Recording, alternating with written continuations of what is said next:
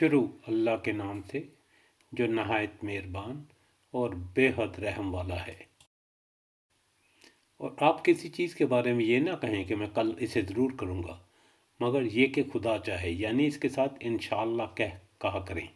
اور جب بھی بھول جائیں تو اپنے پروردگار کو یاد کریں، اور آپ کہہ دیجئے کہ امید ہے کہ میرا پروردگار ایسی بات کی مجھے رہنمائی کرے جو رشد و ہدایت میں اس سے بھی زیادہ قریب ہو۔ اور وہ لوگ غار میں 309 برس رہے۔ کہہ دیجئے کہ اللہ ہی بہتر جانتا ہے وہ کتنا رہے۔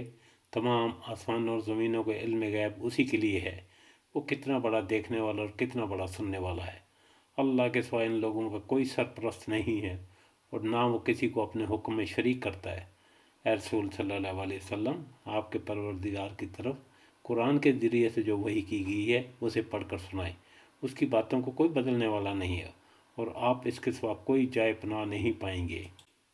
اے رسول صلی اللہ علیہ وسلم، جو لوگ صبح و شام اپنے پروردگار کو پکارتے ہیں اور اس کی رضا کے طلبگار ہیں، آپ ان کی میت پر صبر کریں، اور دنیا کی زینت کے طلبگار ہوتے ہوئے ان کی طرف سے آپ کی آنکھیں نہ پھر جائیں۔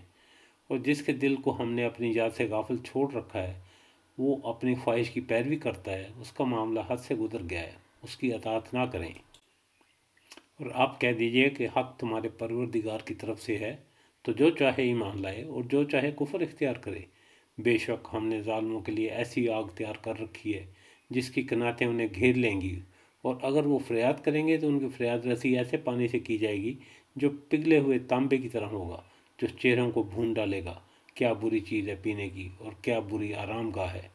بے شک جو لوگ ایمان لائے اور نیک عمل کیے، یقیناً ہم نیکوکار لوگوں کا اجر ضائع نہیں کرتے۔